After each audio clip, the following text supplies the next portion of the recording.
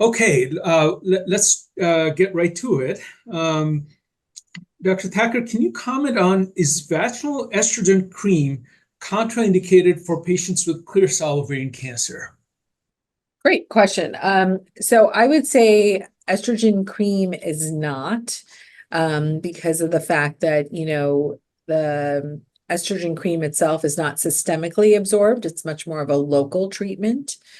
And so it's very safe to use for patients, but it unfortunately, when you go to the pharmacist, will have the same warning as if you were taking an oral pill or using a patch, because the FDA sort of mandates the same information be given, even if they're different formulations of a drug.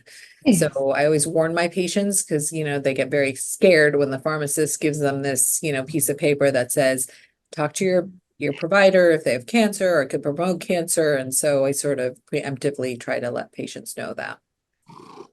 Thank you. Dr. McLean, can you comment on any new treatment recommendations for ovarian carcinosarcoma? Yes, so carcinosarcoma is a subtype of ovarian cancers based on histology or how it looks under the microscope.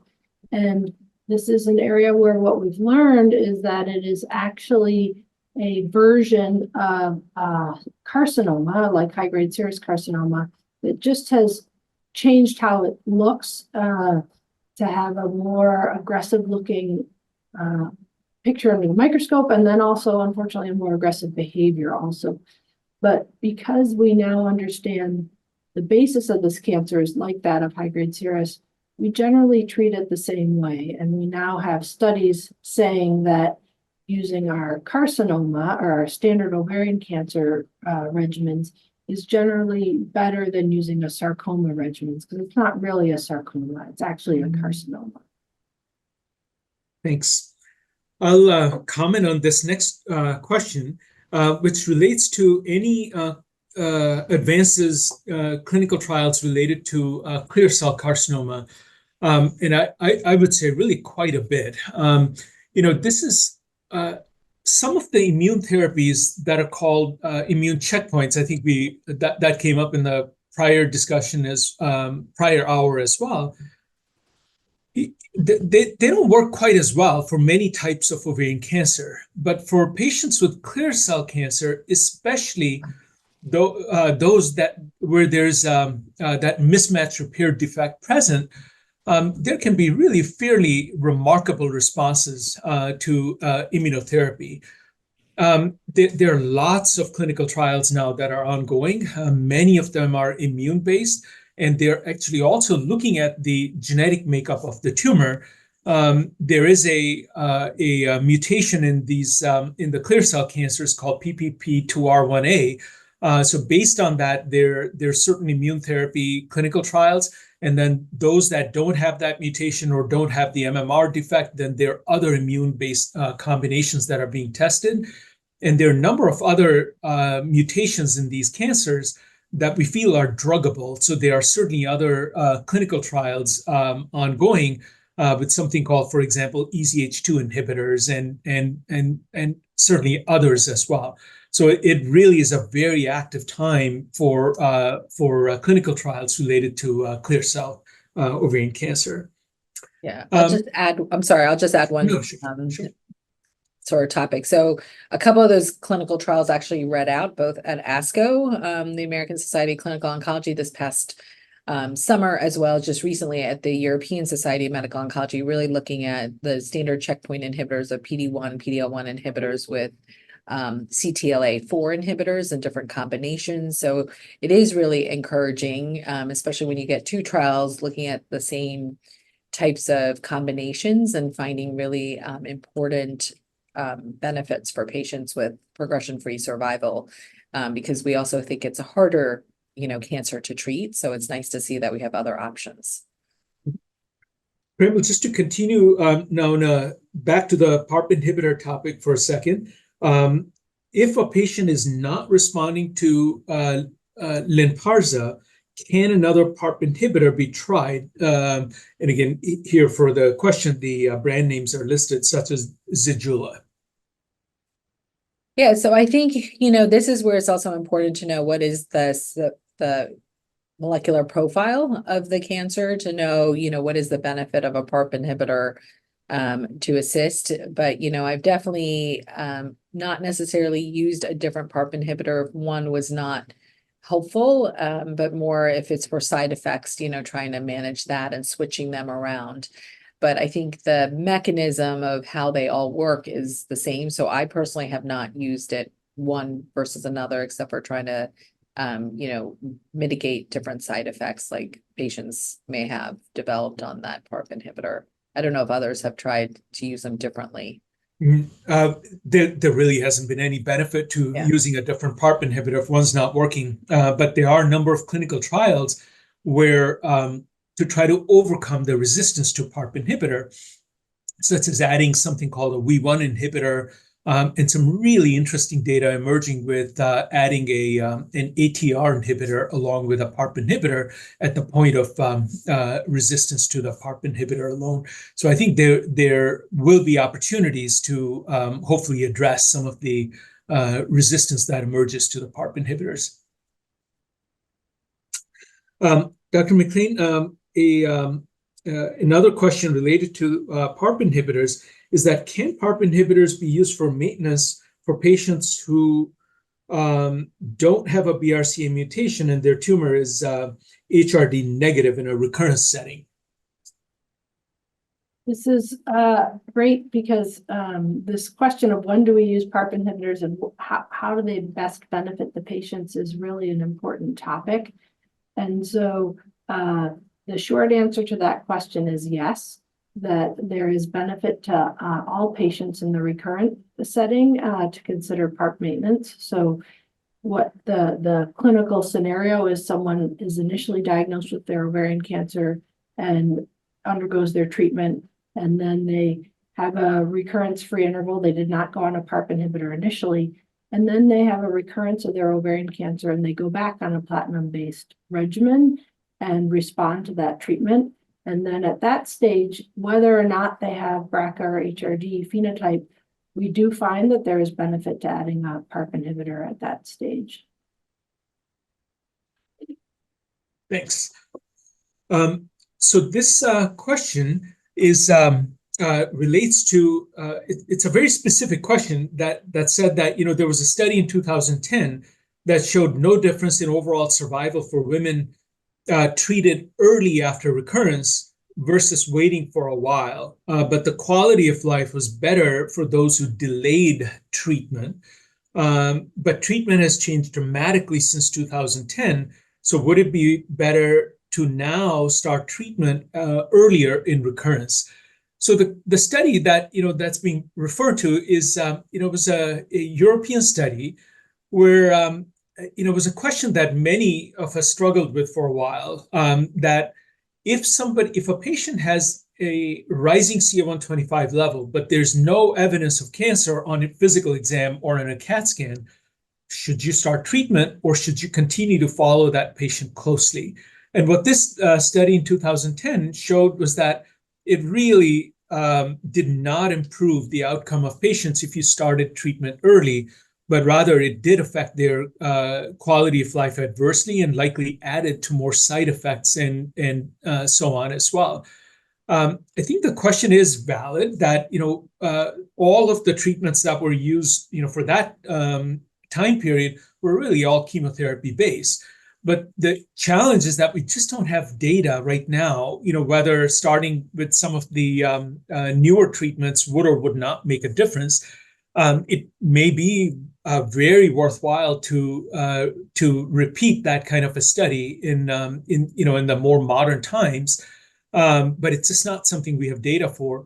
There is a alternate strategy. In the 1980s and 1990s, we did a lot of what were called second look surgeries, and in those days they were big surgeries because we would end up making an incision. We stopped doing those around 1999 because there was really no benefit for patients.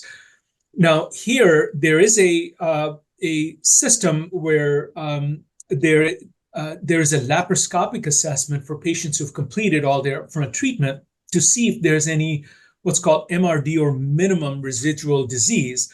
and then considering, biologically targeted drugs that could be used. So it's a kind of a bit of a substitute for considering starting treatment early, but there's no mature data at this point to say that it would really make a difference for a patient to start it early at this point.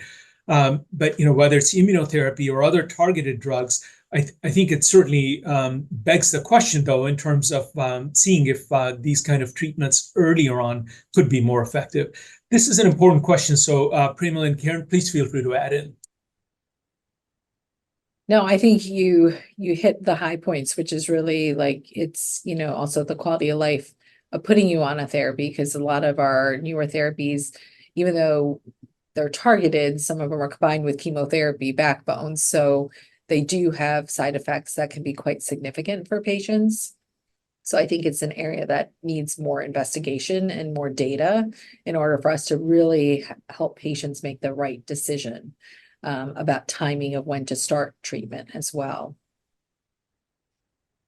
And I think I would also add that one of the challenges is the cumulative toxicity or side effects of being on treatment. And so because we're doing well helping women live longer, the number of lines of therapy and the number of treatments they've received is longer, and we're seeing more effects as far as bone marrow function. We talked last session a little bit about myelodysplastic syndrome, the bone marrow toxicity. And so it is an important question, but we'll need to balance these side effects of being on treatment when we're not sure if there's really a recurrence that we can detect and follow as well at that time. Great. I'm going to lump about 3 questions together, and these all relate to antibody drug conjugates. Okay, so the questions kind of emerge as follows: that Elahere has stopped working. So for everybody, Elahere is the antibody drug conjugate that targets the folate receptor that was FDA approved. So that has stopped working. Can Avastin be added, or what's the next recommendation? So that's one question. Let me just kind of put these out to our speakers, and then we can just kind of take them together. The second is that for somebody who's on a antibody drug conjugate, overall CA-125 has been reasonably effective for a given person, but what should be the imaging intervals, to kind of follow along? And then the third is that the initial cutoffs were obviously established both for folate receptor and for HER2. Can there be benefit for lower cutoffs and so on as well? Why don't we just kind of divide these, and then we can come back together and address these. Premal, why don't you take the question related to that Elahere stopped working? Can Avastin be added? Yeah, so there's definitely data of adding Avastin to Elahere, or mirvetuximab, as it's also known as, to try to help, and especially in patients who may have a lower expression. I do think if it had been working for you for a period of time, it's not unreasonable to add bevacizumab to that combination to give it its maximum attempt before moving on, maybe onto a different regimen. Kim, why don't you take the one related to what's the best way to kind of follow along CA-125 imaging? What modalities do you suggest? So this addresses one of the themes we've been talking about, which is when does someone have recurrence and when should we start therapy? And the reality that no single approach is perfect for everyone. And I would say that most of us would say the most important of all of these things is actually symptoms and how a woman is feeling as far as potential detection of recurrence. And then we use the others in parallel, CA-125, sometimes imaging. If CA-125 is a good marker for your disease, then I would say that that is sort of the forefront of screening. And then I want to add one other piece to that, which is physical exam. because we can also get very good information from a physical exam whether there's concern for recurrent disease. And in the era of telehealth and these things, sometimes that gets set to the side. So there's not a textbook formula for how often, but to say that initially, generally the interval is shorter and then it would space out over time if there's no evidence of recurrence. But we don't automatically scan all patients at a specified interval. And I'll take the one related to the biomarker testing. The initial testing was certainly established, for example, for the folate receptor at 2+, and at 75%. But there's good data to show that these drugs may also have activity in patients who have lower levels of expression as well. So there are actually now lots of clinical trials ongoing, not only with the drug that Dr. Thaker mentioned, meaning the Elahere or mirvetuximab, but there are a number of other folate receptor targeted antibody drug conjugates. Some of these actually may have a stronger binding affinity to the receptor itself. And very early data might suggest that they might be active, even if the level of expression is less than 50%. But again, I think we need for that data to mature to really know that for sure. And a related question is that someone asked is, well, if the first tumor test shows a negative folate receptor, can recurrence show positive folate receptor?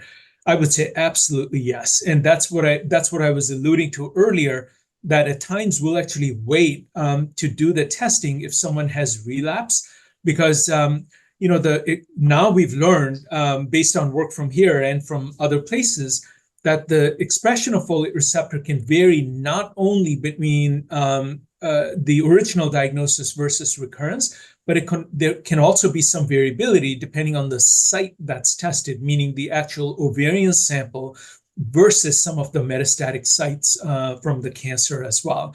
So I do think that it is very much worthwhile to do the testing again, especially in a relapse setting. We've certainly seen a fair amount of variability in the percent of cancer cells that are positive and so on.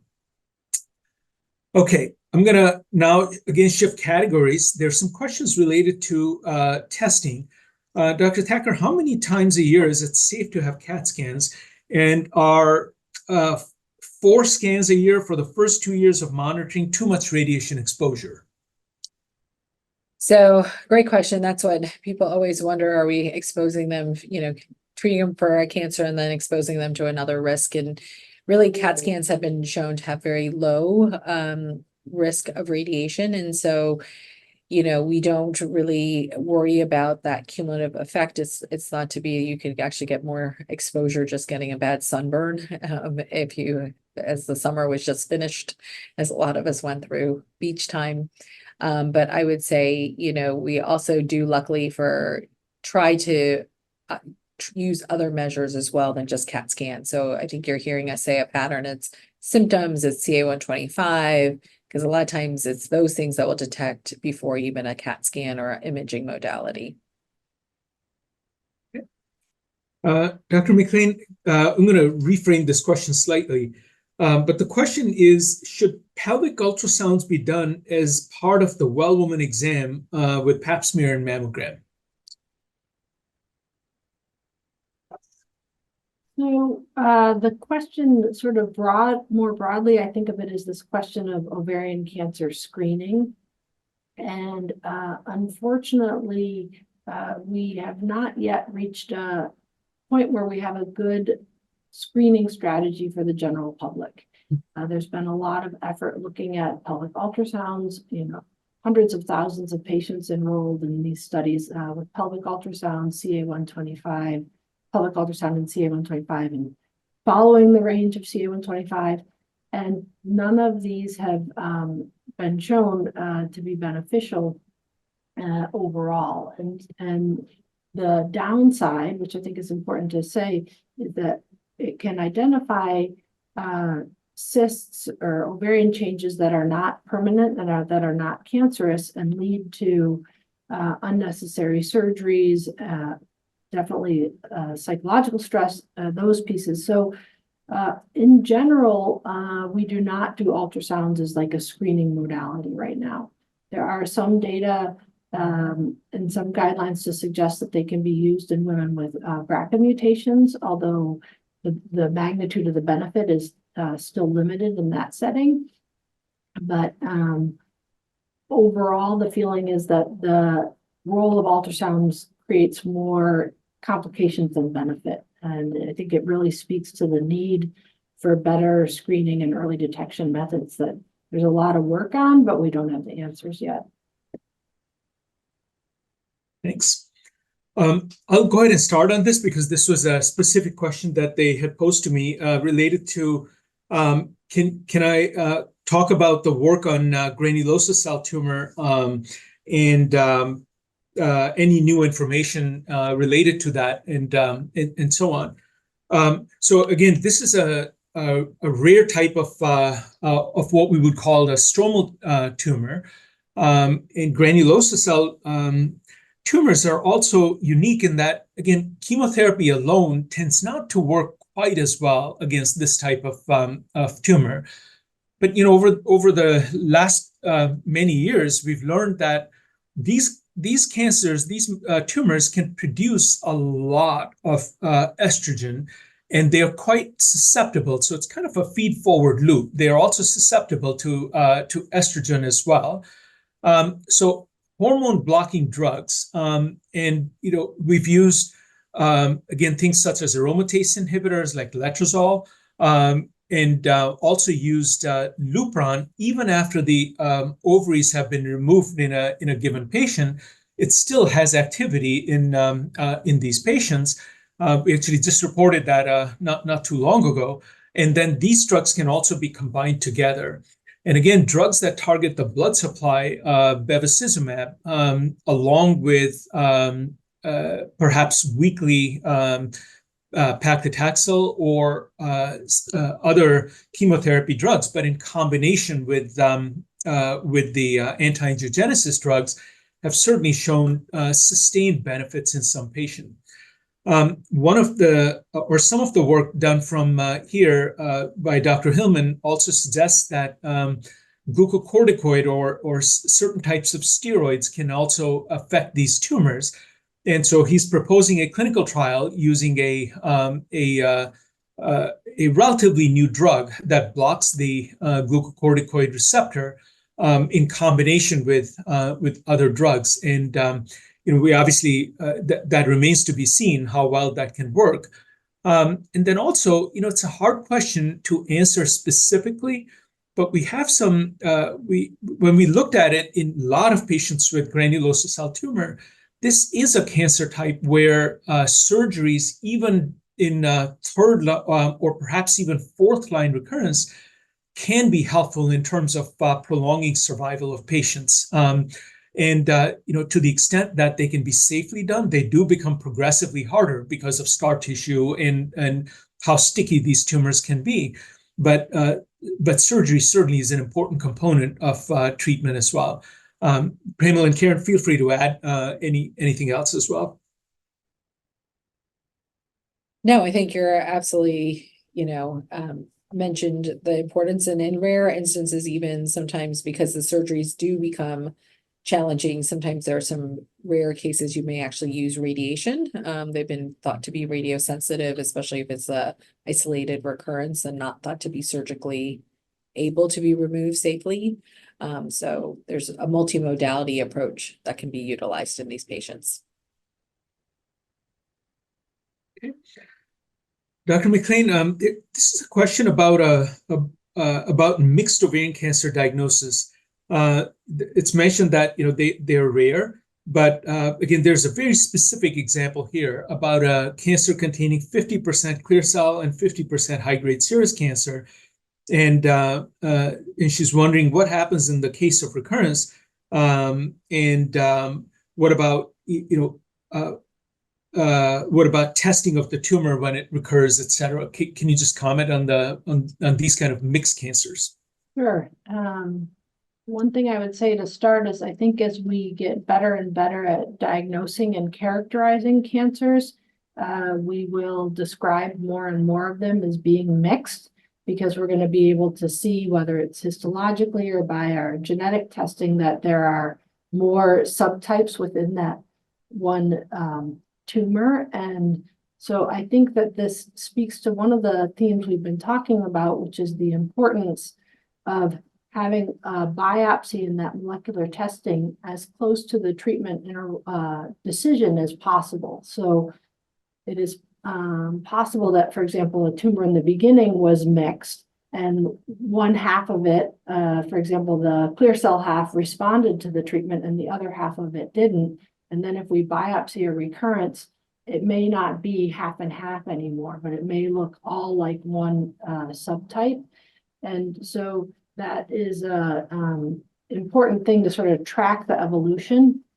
And as I say, we think of many tumors probably as being mixed.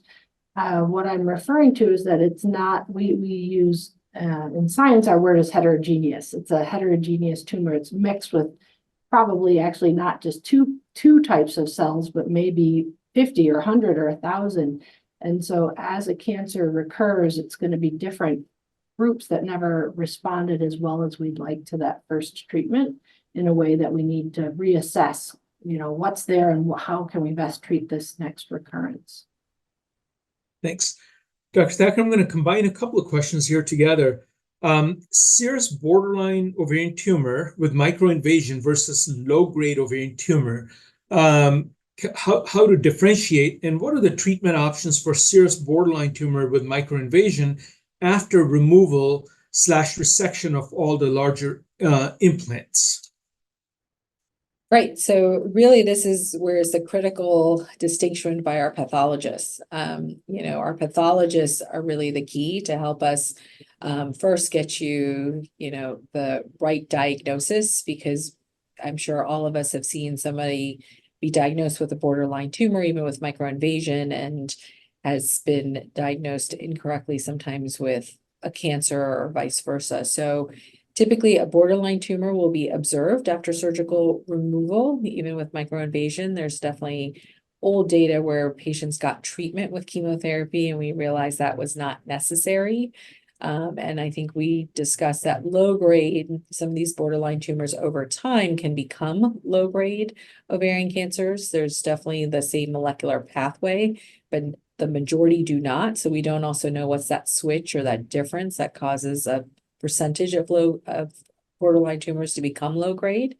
And I think earlier in our previous session, we talked about that there's newer treatments for low grade ovarian cancer. So there's lots of options, which are, not the traditional chemotherapies we've talked about. We talked about MEK inhibitors like trametinib, talked about FAC inhibitors along with MEK inhibitors. There's trials looking at the use of PARP inhibitors with ATRs. So there's definitely a lot of different things on the horizon in clinical trials.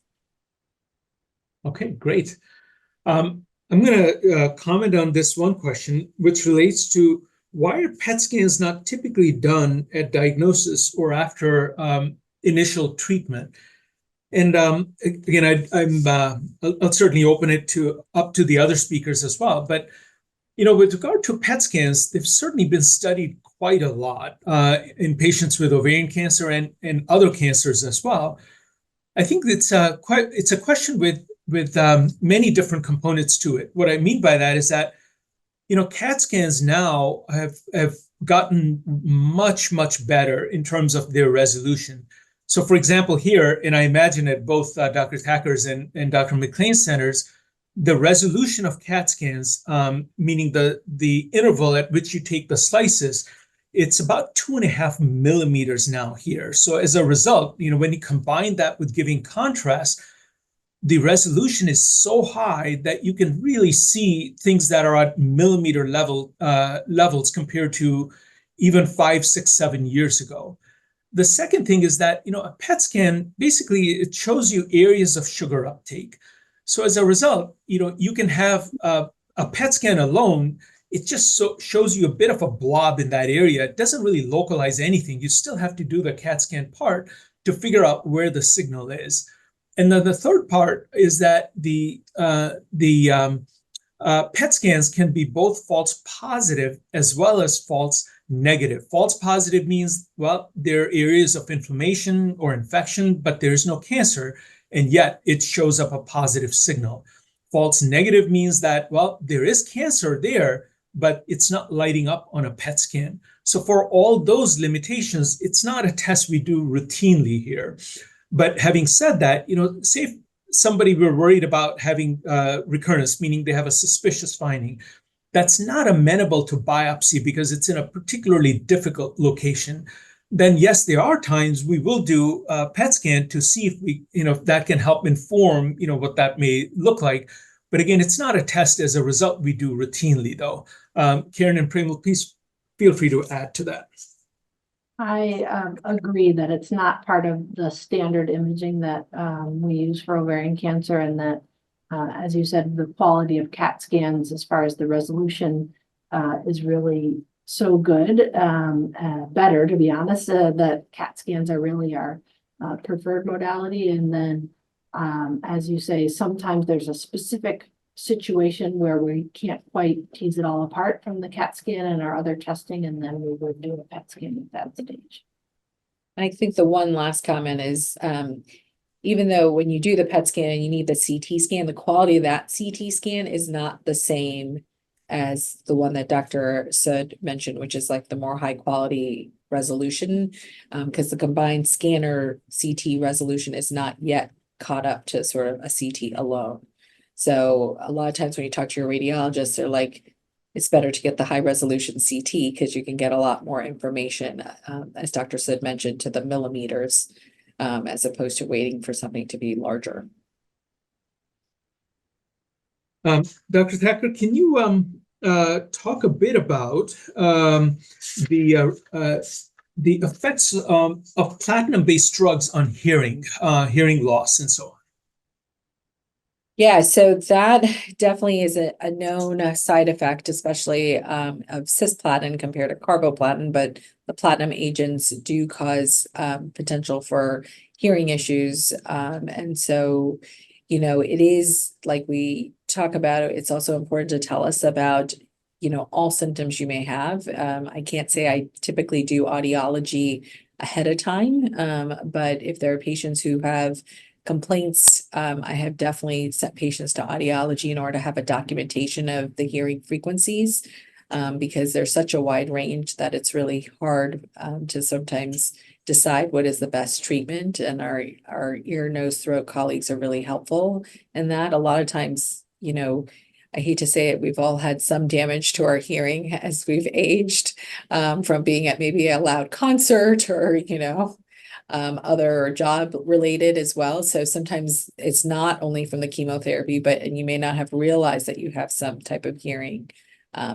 issue that has impacted you even before. But once you start therapy, it becomes more noticeable. Thanks. Dr. McLean, let's talk about this topic, and I'll see if Dr. Thaker wants to comment too. Is it possible to know that a patient has platinum resistant cancer prior to first-line platinum chemotherapy approach, or only after a short-term recurrence? I like this question because we don't know the answer and we really, really wish we did.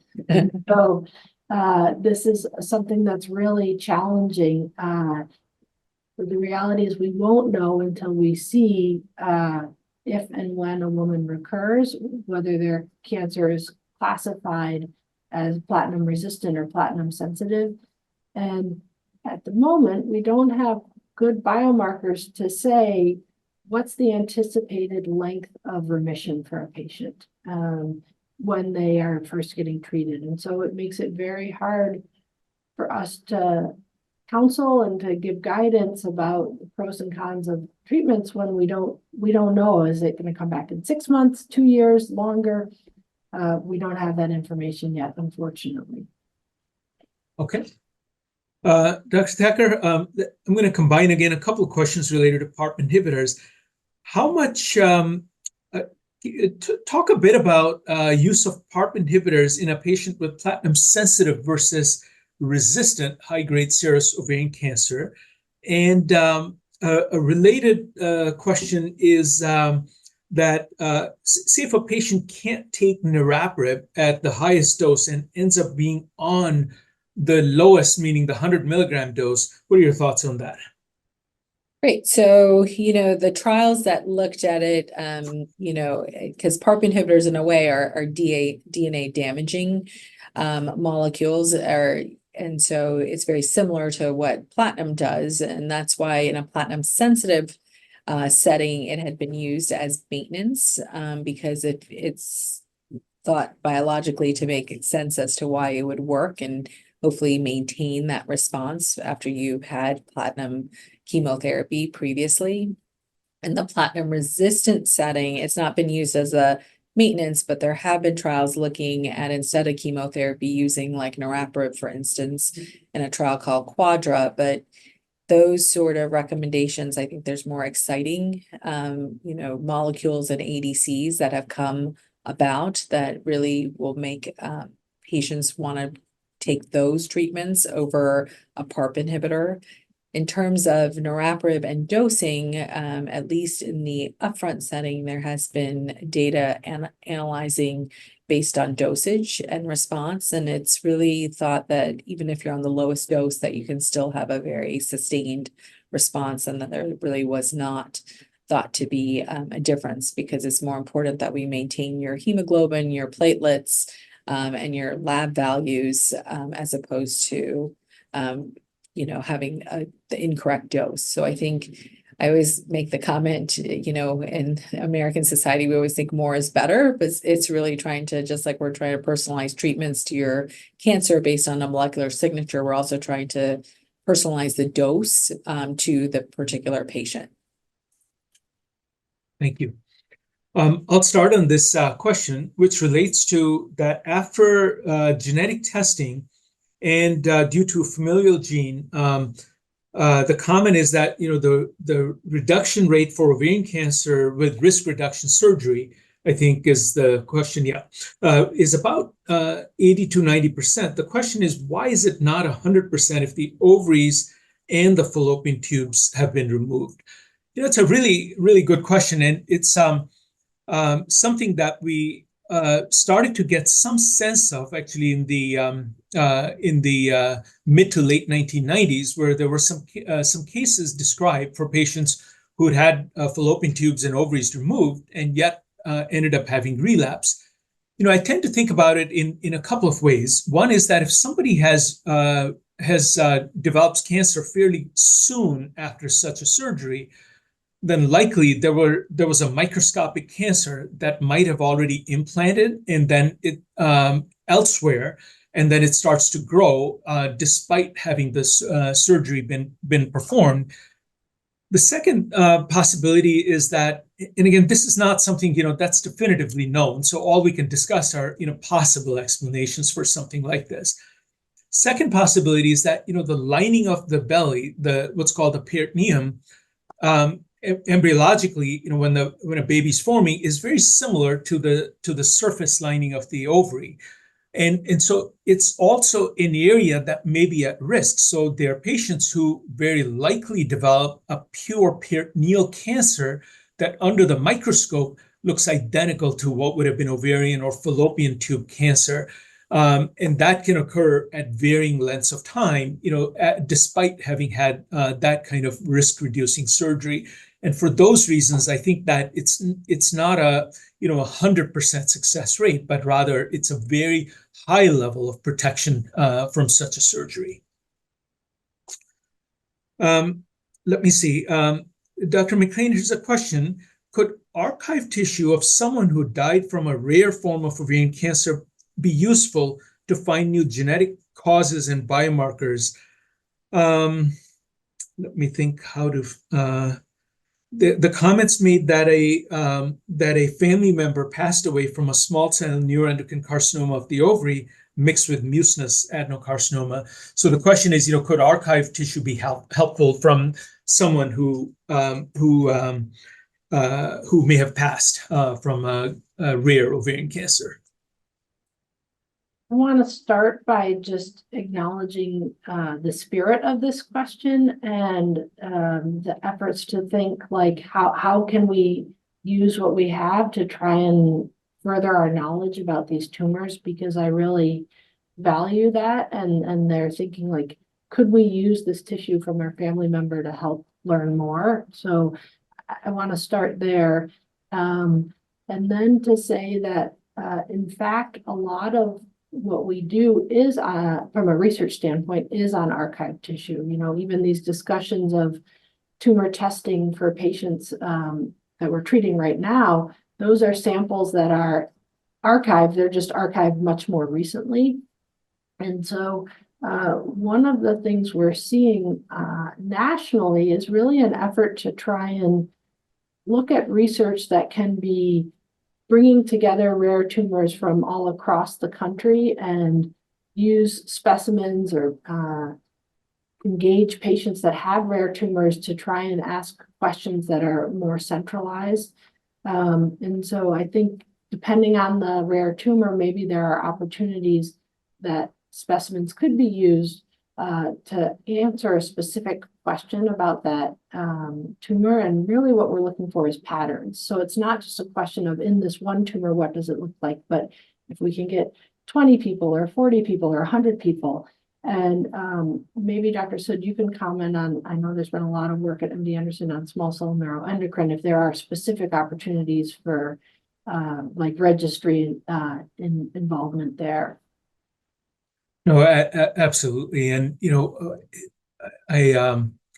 one of my colleagues here, Dr. Frumovitz, had really championed starting a registry, and he was very much a champion for research on rare tumors. He unfortunately was diagnosed with pancreatic cancer himself and passed away just a few months ago.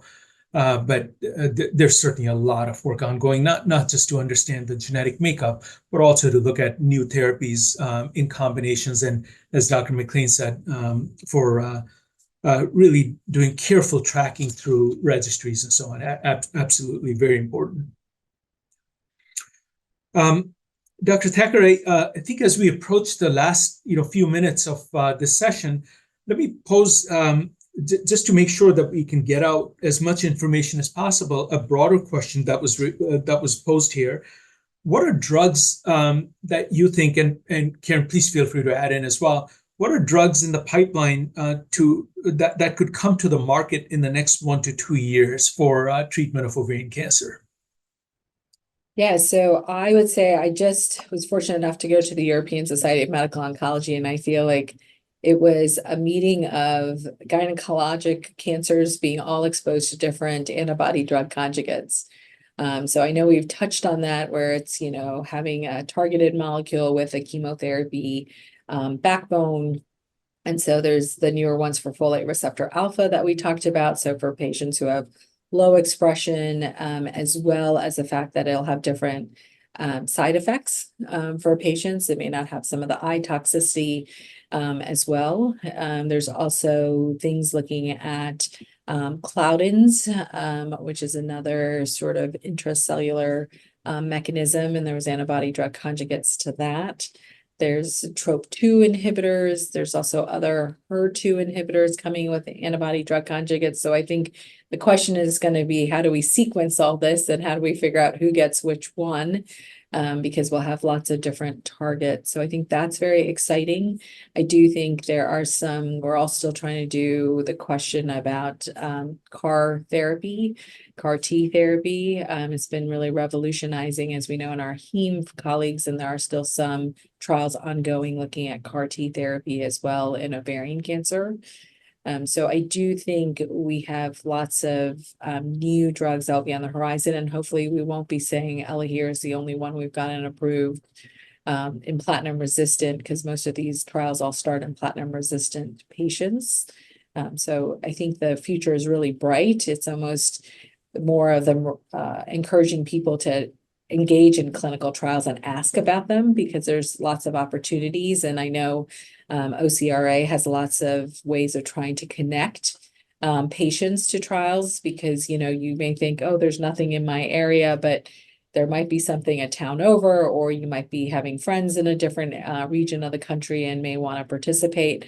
So I hope you hear my enthusiasm of OCRA connecting us, but also everyone's participation, so we get to a place where we have so many better treatments for our patients and options.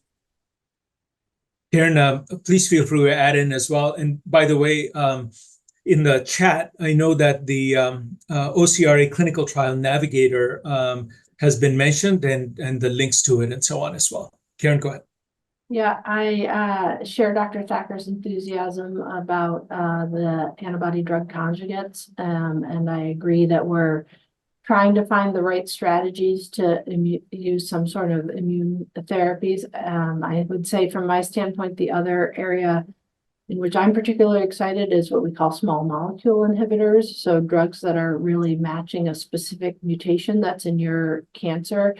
Dr. Sood mentioned earlier the cyclin-dependent kinase inhibitors, CDK4/6 inhibitors. There's also CDK2 inhibitors, and there's a subset of ovarian cancers that have a specific genetic profile that are particularly hard to treat, cyclin E amplified tumors. And so there are a whole nother set of research relating to small molecule inhibitors that I also hope will bring some advances. And a couple of other things to mention also, is that I know Dr. Thaker talked about antibody drug conjugates. There's some really neat what are called bispecific antibodies, where they're antibodies that are designed against two different targets, but one antibody can achieve the goal of targeting both. And there's some really neat results with some of those. And I think that in the near future, we will see these drugs get into further development as well. And for immunotherapy, CAR T cells have certainly been used for quite some time. They have specific unique toxicities, and a related but a really exciting development has also been related to something called CAR NK cell therapy, which is a type of also an immune cell.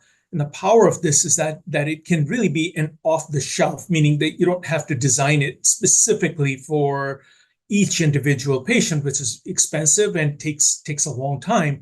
CAR and NK cell therapies are very different. They can actually be designed against a specific target, and as a result, they can be scaled quite effectively as well.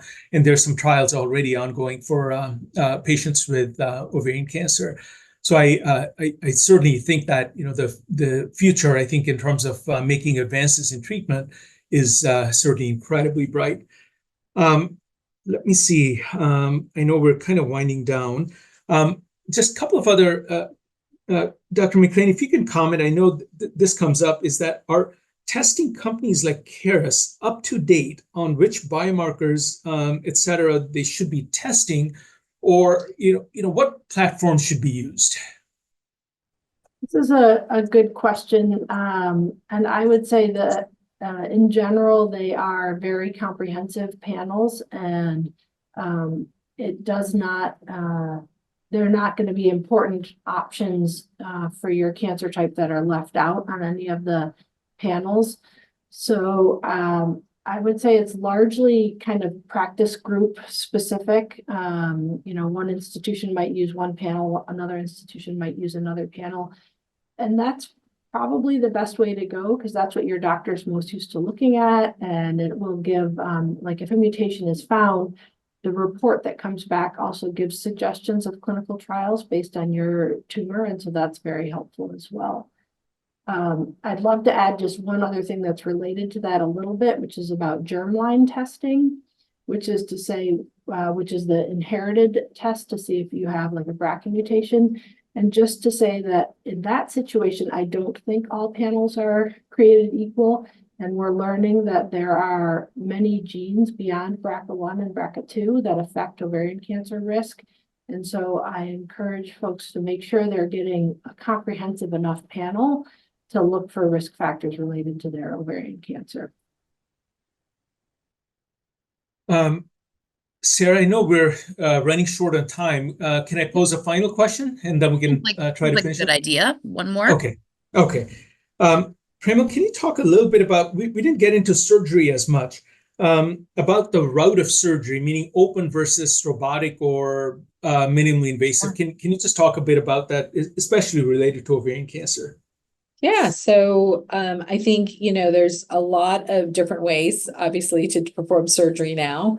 I would say still, as we mentioned earlier, a lot of times a lot of us are using diagnostic laparoscopy to assess surgical ability in order to make sure that we're picking the right patients to get surgery. I feel like upfront surgery where you haven't had chemotherapy, in my mind, it's still an old-fashioned big incision, just because the disease tends to be, more advanced to stage 3 or stage 4. If you're fortunate to be diagnosed earlier because you had an nexal mass, those are commonly done laparoscopically. And if you need lymph nodes to be done to stage, I think all that can be safely done laparoscopically. But once you get sort of the studying of your diaphragm and everywhere else when the disease has spread, it's really, I think, hard to appropriately assess every crevice and nook and cranny in the body. There's so many feet of bowel, and to make sure you can run it.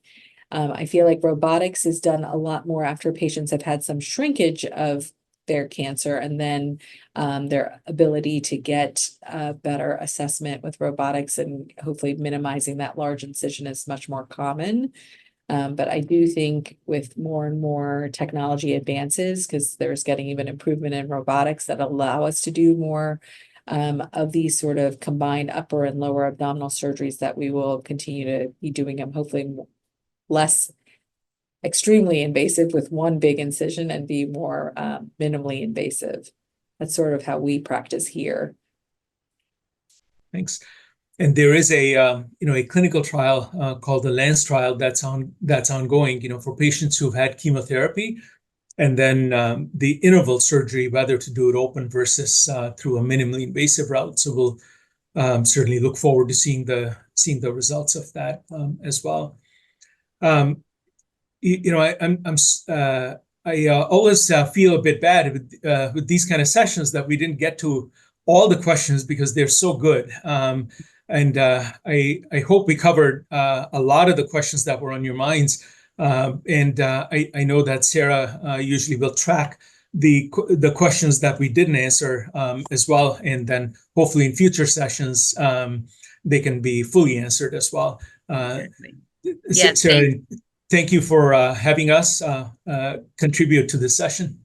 Thank you so much. Yes, maybe we didn't get every single question, but we got a lot. We covered an incredible amount of ground today, and really this has just been fantastic. So thank you. Thank you, Dr. Thaker, Dr. Sood, Dr. McLean, for your time. It was a marathon, 2 hours, but amazing. So thank you very much. So grateful. And thank you all for being here and listening, and enjoy the rest of the conference. We'll see you again soon. Thank you. Thank you. Bye, everyone. Thank you so much. Thank you.